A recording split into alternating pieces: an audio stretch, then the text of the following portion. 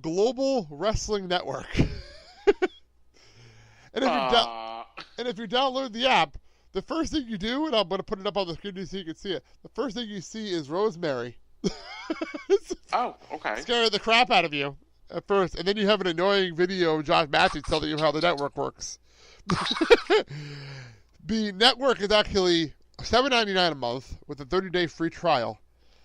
And you can go back and look at the entire history of TNA Wrestling going back to the Nashville days back in 2002.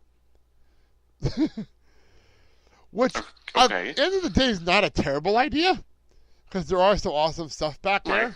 And they can actually, if they really want to, if they really want to do this right, they can probably advertise, look, classic AJ Styles matches you can't see anywhere else. Classic Bobby Roode matches you can't see anywhere else. Right. You know, we have plenty of those here. Right. Samoa Joe, same thing. And I understand this is a revenue service. This is revenue for the company because they need money.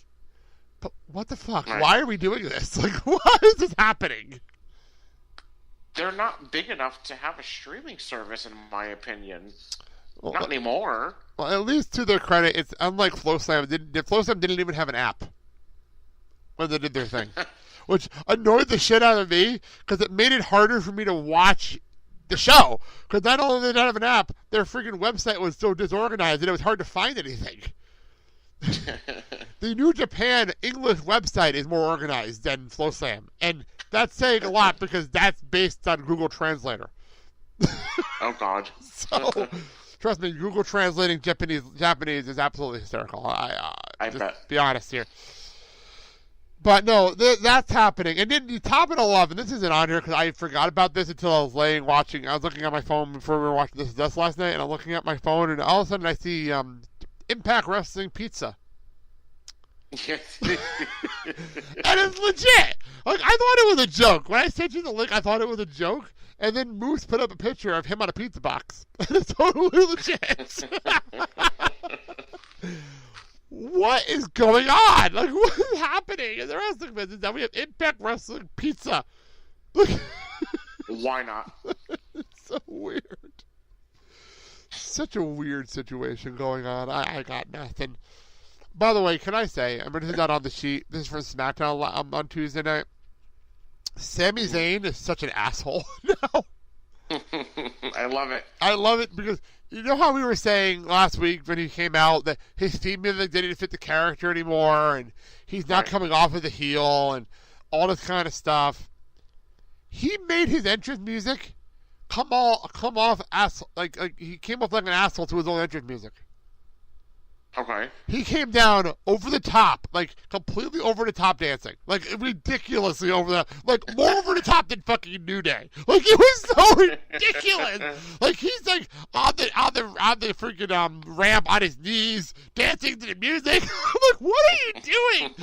And then he gets in the ring. He has this shit-eating grin on his face. Like, I don't give a fuck about any of you anymore. I'm just gonna smile because I'm happy with myself. He gets in the ring. And he's so fucking happy. Like, it's so over the top, and I love it. It's so funny. But then he cuts this promo on Tuesday.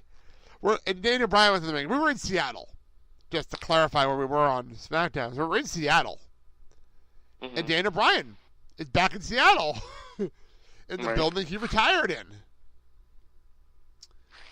And Sami Zayn made sure he knew that. Boy, did he make sure he knew he was in this building.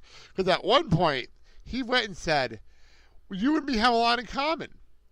We were the underdog wrestlers, and, I still am. We were both talented performers. Well, I still am.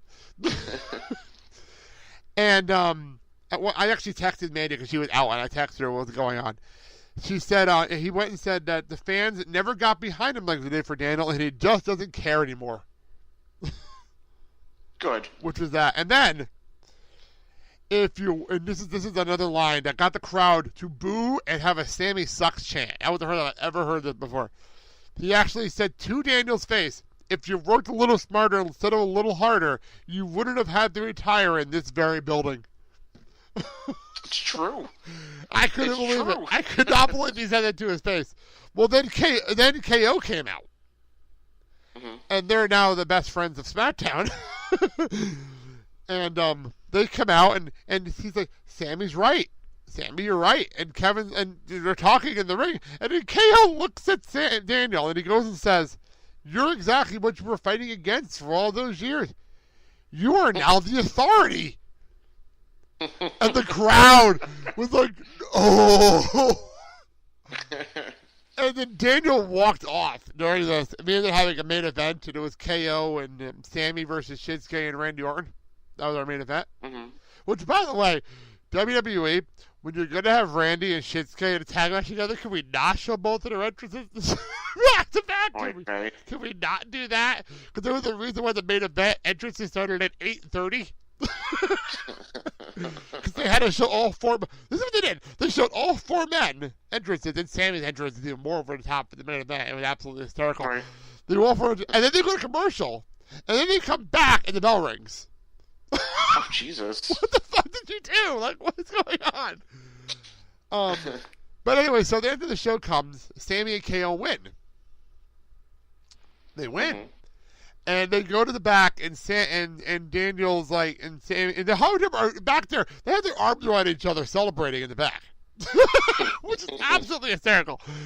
And Daniel's like, well, I'm not going to do anything next week. Shane McMahon will do something next week. So Shane's coming back next week.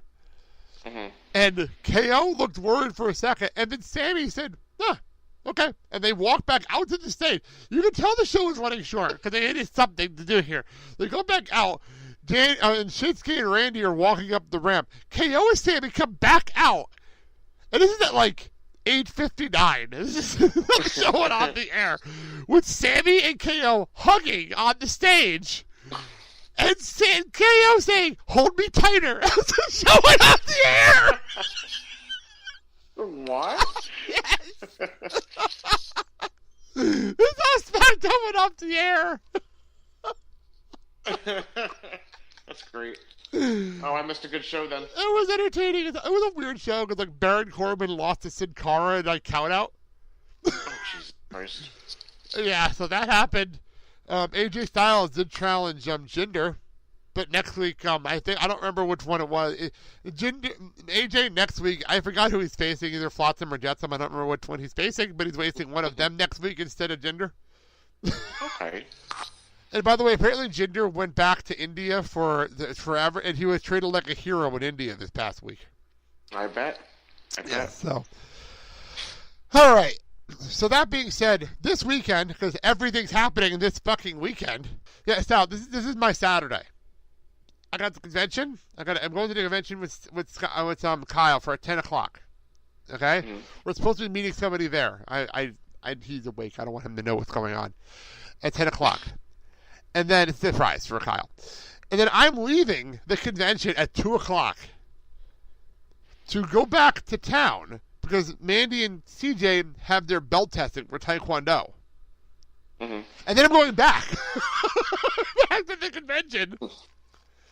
Until around like 5, and then I'm going home, and then I'll pick up Kyle later.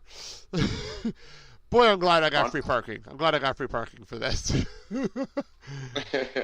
So, all right, that being said, let's get into what I'm saying. We're going to probably agree on a lot with this one. Take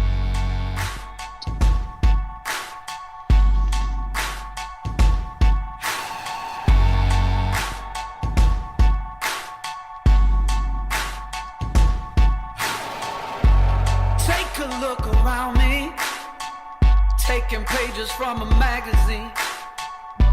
Been looking for the answer. WWE TLC from Minnesota. And this is actually Wesley's Arms Legendary. Halfway decent. Not terrible. They couldn't find a song that was called Tables, Ladders, and Chairs? No, they couldn't have CFO make one, apparently. Well, this is one of those shows where I'm like, well, I'm all for a big main event. But then when you give us this show, I don't know what to say. You know? So let's start from the bottom to the top. We start with the kickoff show, where we have Sasha Banks taking on the crazy one, Alicia Fox. Sal, Sasha's winning this, right? Like, I mean, she's not defending a title, so yeah, I think she's that was good. That was Thank good. So yeah, Sasha's got to win that one. So moving on, we have the most fucked up thing we've had in a while, and that's saying a lot, because we had a House of Horrors match earlier this year. We have the Demon, in parentheses, Finn Balor. That's how I typed it. Just in orange face paint. Oh, in Halloween face paint, which by the way threw CJ off when he started that. Versus Sister Abigail, parentheses, Bray Wyatt. Sal, how the fuck is this gonna work? Nope. Not interested. Nope. But how? Nope. How does this work? How does this match work? He's gonna be. Bray Wyatt is gonna come out with a goddamn burlap sack over his head, like in those damn videos that they've been doing for the past 2 weeks. It's stupid. It's stupid. Stupid. No. It's terrible. We have Finn dressed in Halloween makeup and Bray in drag. Like what's happening? What is going on? No. Just like your Twitter. No. No. So I'm gonna assume they're not gonna have the Demon lose here, right? You can't, right? I'm hoping for a quadruple disqualification. Quadruple? How do you do this? How the hell do you do a quadruple with two men? I don't know. Well, they're not really men. They're demons and women. Apparently, that's what we're getting at here. No, they're spiritual dead people. That's what... This is a fucked up man. This is fucked up. So, we have the match that, in my opinion, will either open the show or be the filler match between the two matches.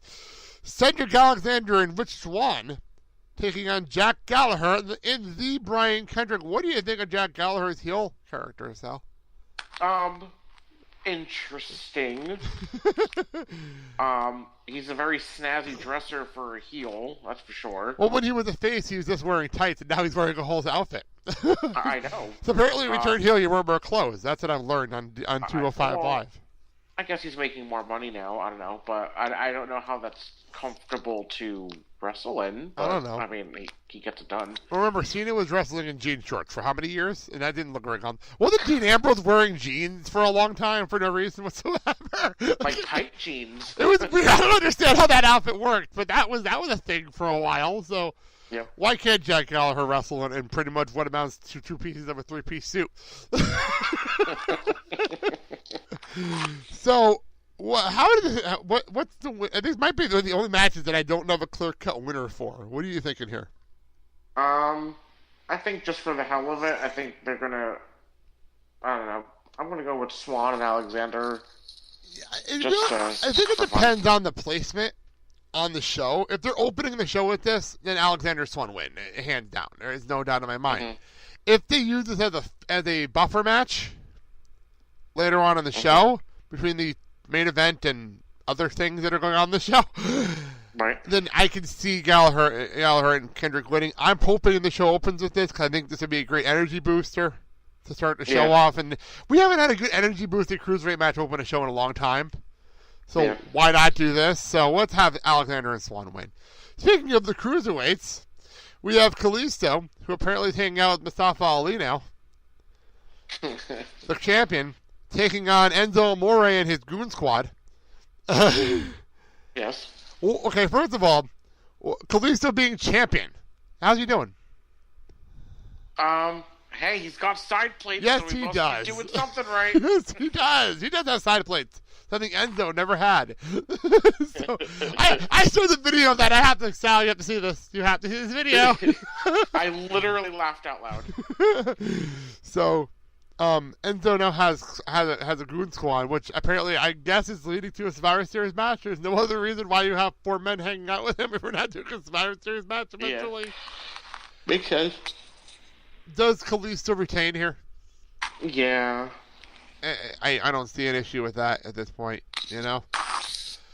All right, speaking of matches that are very predictable, the WWE Women's Championship match, Alexa Bliss defending against Mickie James.